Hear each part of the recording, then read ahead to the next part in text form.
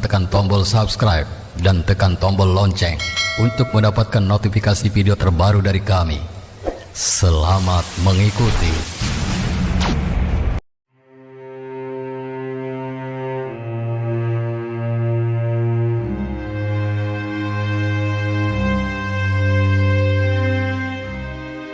Assalamualaikum warahmatullahi wabarakatuh. Assalamualaikum warahmatullahi wabarakatuh. Kala itu kota Baghdad banyak gempar oleh kehadiran orang asing. Persoalannya bukan pada orangnya, melainkan orang asing tersebut tidak mempercayai adanya Tuhan. Bukan hanya itu, dia juga menantang orang-orang muslim berdebat mengenai adanya Tuhan. Kabar itu pun sampai ke telinga Baginda Raja karena dianggap bikin resah masyarakat. Orang asing ini lalu dipanggil ke istana. "Apa tujuanmu membuat onar di negeri kami?" tanya Baginda Raja. Orang asing ini menjawab, "Untuk apa mengaku bertuhan kalau tidak bisa menjawab pertanyaanku?" Kemudian Baginda Raja bertanya kembali, "Apakah kamu tidak percaya adanya Tuhan?" Dengan tegas orang itu menjawab, "Tentu saja saya tidak percaya adanya Tuhan. Dan saya juga tidak percaya adanya akhirat." Mendengar itu, Baginda Raja sempat terkejut. "Tapi saya dan rakyatku percaya adanya Tuhan. Berarti keyakinan kita berbeda. Jadi jangan ganggu rakyatku," tegas Baginda Raja. "Kalau Paduka percaya adanya Tuhan, bisakah Paduka menjawab 3 pertanyaanku?" tanya orang tersebut.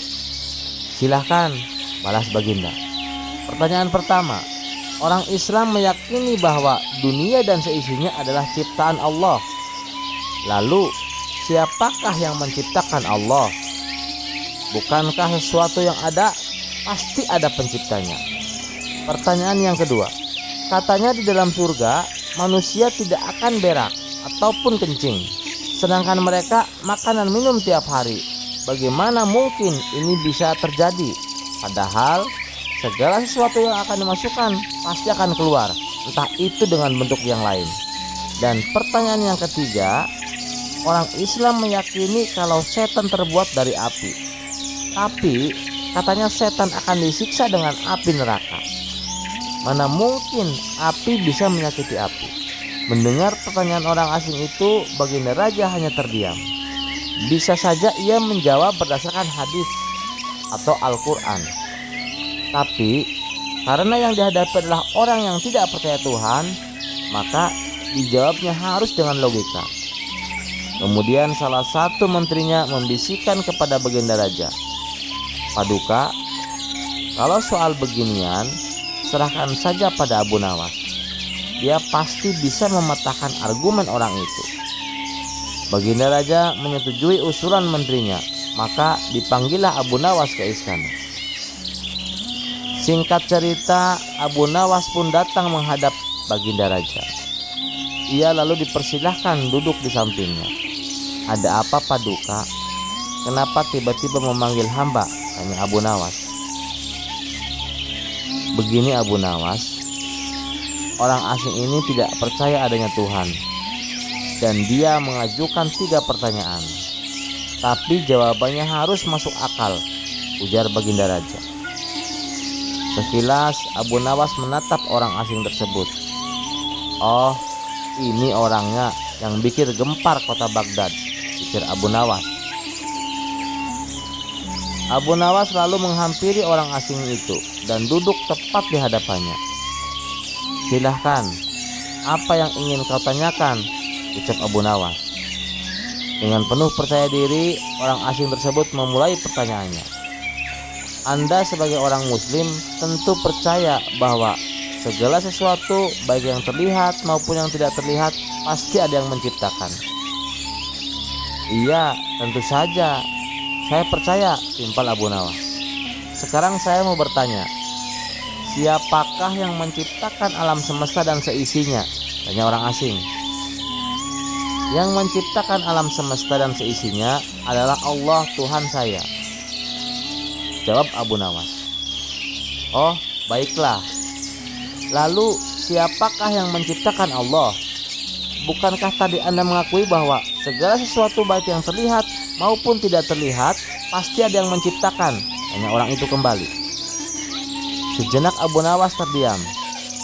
Ia pun lalu berkata, Anda pasti tahu kalau kami selaku orang Islam mengakui hanya ada satu Tuhan. Kita istilahkan saja Tuhan dengan angka 1. Sekarang gantian aku yang bertanya. Angka 3 berasal dari angka berapa? Tanya Abu Nawas. Angka 3 berasal dari angka 2 ditambah 1. Jawab orang tersebut. Tepat sekali. Kalau angka 2 berasal dari angka berapa? Tanya Abu Nawas kembali. Angka 2 berasal dari angka 1 ditambah 1. Jawab orang itu. Benar sekali. Sekarang kalau angka 1 sendiri berasal dari angka berapa? Tanya Abu Nawas. Orang itu kaget dengan pertanyaan tersebut. Ia hanya terdiam, tak bisa menjawabnya. Kemudian Abu Nawas berkata kembali, pada intinya semua angka pasti ada awalnya, entah itu angka 5, angka 4, ataupun angka 10. Dan angka-angka tersebut diibaratkan alam semesta ciptaan Allah. Apabila kamu bertanya siapa yang menciptakan Allah, sama halnya saya bertanya dari mana angka 1 itu ada. Kamu pasti tidak akan bisa menjawabnya, jelas Abu Nawas. Orang itu pun langsung terdiam merenungi kata-kata Abu Nawas. Untuk jawabanmu atas pertanyaanku yang pertama masuk akal juga. Sekarang pertanyaan yang kedua. Kalian sebagai orang muslim pasti meyakini kelak hidup di surga tidak akan berak dan kencing. Padahal di sana kalian makan dan minum setiap hari. Mana mungkin itu bisa terjadi? Jelaskan padaku, tanya orang asing tersebut. Baik, akan saya jelaskan. Selama kamu dalam kandungan rahim ibumu, tentu kamu makan dan minum, bukan? Karena menurut ilmu medis, seorang janin memakan sesuatu yang dimakan ibunya. Lalu ketika kamu dalam kandungan ibumu selama 9 bulan, apakah kamu pernah berak ataupun kencing? Untuk kedua kalinya, pertanyaan orang asing itu bisa dijawab dengan mudah oleh Abu Nawas. Baik, jawabanmu masuk akal. Sekarang pertanyaan terakhir. Kalian sebagai muslim pasti meyakini kalau setan terbuat dari api dan neraka juga terbuat dari api. Tapi yang membuat saya heran, katanya setan akan disiksa dengan api neraka. Mana mungkin api bisa menyakiti api? Itu hal konyol yang pernah saya dengar, ujar orang asing tersebut. Bisakah kamu menjelaskannya? Tanya orang asing itu kemudian. Sebelum aku menjawab pertanyaan yang terakhir, aku ingin kita saling berjanji. Sebelum aku menjawab pertanyaan yang terakhir, aku ingin kita saling berjanji. Apapun jawabannya, kamu tidak boleh marah, pinta Abu Nawas. Tentu saja saya tidak akan marah, apalagi kalau jawabannya masuk akal, balas orang tersebut. Tiba-tiba Abu Nawas menampar pipi orang asing itu sangat keras. Baginda Raja dan orang-orang yang hadir terkejut dibuatnya. Hai, apa-apaan ini? Kalau tidak bisa menjawab, jangan emosi, apalagi sampai main pukul kayak gini, protes orang asing. Siapa yang emosi? Itu tadi adalah jawaban saya. Apakah tadi kamu merasakan sakit? Tanya Abu Nawas. Tentu saja sakit, jawab orang asing itu sambil memegang pipinya. Coba kamu perhatikan tangan saya. Bukankah tangan saya terbuat dari tulang dan daging? Begitu juga dengan pipi kamu. Tapi ketika tangan saya ini ditamparkan ke pipi kamu, kamu langsung kesakitan. Itulah gambaran sederhana kalau api neraka bisa menyakiti setan. Setan pasti akan merasa kesakitan meskipun ia sama-sama terbuat dari api, kata Abu Nawas menjelaskan. Orang tersebut lalu terdiam. Ia tak bisa membantah argumen Abu Nawas. Sementara Baginda Raja dan orang-orang istana kagum atas kecerdikan Abu Nawas. Kisah selanjutnya. Tidak seperti biasanya, di istana Raja Harun al-Rasyid terlihat ramai. Banyak tamu berkumpul. Ternyata ada pertemuan para ulama bersama Baginda Raja. Setelah selesai membicarakan berbagai masalah agama dan negara, di sela-sela waktu santainya, sang raja melontarkan pertanyaan kepada para ulama. Adakah di antara kalian yang tahu kira-kira Allah sedang apa sekarang? Tentu saja pertanyaan itu tak lazim. Namun, memang begitulah karakter Baginda Raja. Apakah Paduka tidak mempercayai keberadaan Allah? Tanya balik salah satu dari mereka.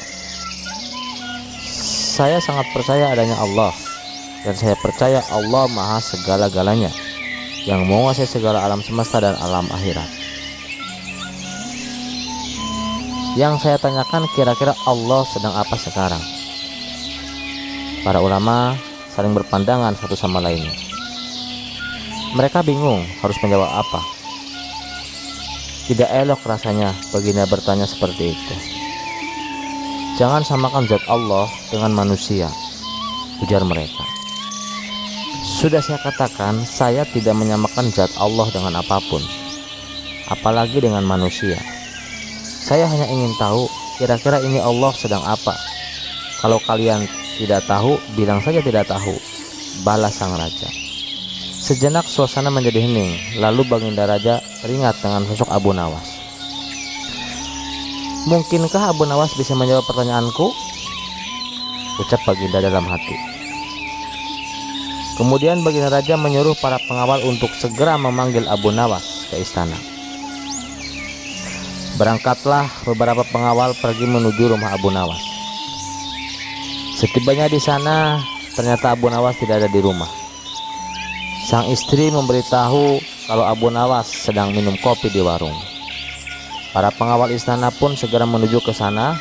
Sementara Abu Nawas yang sedang asyik kumpul bersama teman-temannya di warung ditanya oleh salah satu kawannya. Hai Abu Nawas, kemarin dapat proyek apa dari Baginda Raja? Hingga Baginda Raja memberimu banyak hadiah. Tidak ada, jawab Abu Nawas. Kalau begitu, berikan sedikit nasihat kepada kami, desak yang lainnya. Lalu Abu Nawas menjawab, kebenaran adalah sesuatu yang berharga, bukan hanya dari segala agama, tapi juga dari segi materi, ujar Abu Nawas. Sembari menyeruput kopi dengan hati-hati, tapi mengapa terkadang kita harus membayar mahal untuk sebuah kebenaran, sahut kawan lainnya. Abu Nawas menjelaskan, coba kalau engkau perhatikan, mahalnya harga sesuatu dipengaruhi oleh kelangkaannya. Makin langka sesuatu itu, maka makin mahallah harga sesuatu tersebut. Semua orang dalam warung mengangguk-ngangguk. Benar juga apa yang kamu katakan Abu Nawas, ujar salah satu dari mereka. Saat Abu Nawas hendak menghabiskan kopinya, tiba-tiba datanglah beberapa orang pengawal istana. Abu Nawas, kamu dipanggil untuk menghadap Baginda Raja sekarang. Dengan pakaian seadanya, Abu Nawas pun pergi ke istana bersama beberapa pengawal kerajaan. Setibanya di istana, terlihat tampak beberapa ulama sedang berkumpul. Sang raja tampak duduk dengan kewibawaannya di singgasananya. Begitu melihat Abu Nawas, Baginda Raja langsung memanggilnya. Sini ke depan Abu Nawas, titah Baginda. Abu Nawas pun segera merapat ke depan setelah mengucapkan salam kepada para ulama.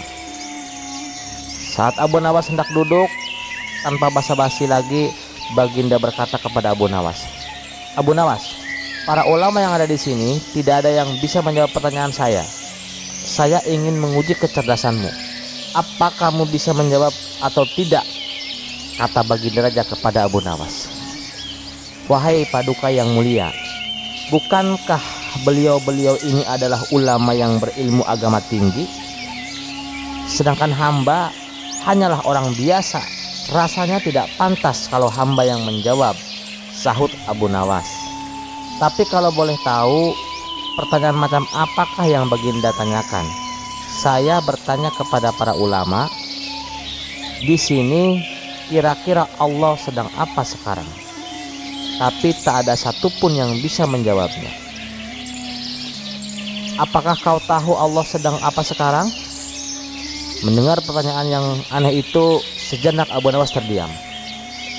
Saya bisa menjawab pertanyaan itu, tapi ada syaratnya, sahut Abu Nawas. Apa syaratnya? Tanya Baginda. Sedikit terkejut, syaratnya adalah saya harus duduk di singgasana Baginda Raja. Dan Baginda Raja harus duduk di bawah bersama para ulama, jawab Abu Nawas. Syarat macam apa lagi ini? Gumam Baginda Raja dalam hati. Tapi karena penasaran dengan jawaban Abu Nawas, Baginda Raja pun menuruti permintaan Abu Nawas. Setelah Abu Nawas duduk di singgasana Baginda Raja dan Raja Harun al-Rasyid duduk di bawahnya, Abu Nawas berkata dengan lantang, kalau Baginda ingin tahu Allah sedang apa sekarang, saksikanlah. Allah sedang mengangkat Abu Nawas jadi raja dan Harun al-Rasyid jadi rakyat biasa. Spontan Baginda Raja pun tertawa mendengar ucapan Abu Nawas, diiringi oleh beberapa ulama yang sedang duduk di sampingnya. Hahaha. Tapi memang yang kamu katakan itu benar. Maka aku pun tak bisa marah padamu. Baginda Raja pun memberikan hadiah kepada Abu Nawas atas kecerdasannya. Terima kasih sudah mendengarkan cerita pengantar tidur ini. Semoga mimpi indah selalu menyertai Anda. Sampai jumpa di cerita selanjutnya. Jangan lupa like dan subscribe channel Teman Mimpi. Wassalamualaikum warahmatullahi wabarakatuh.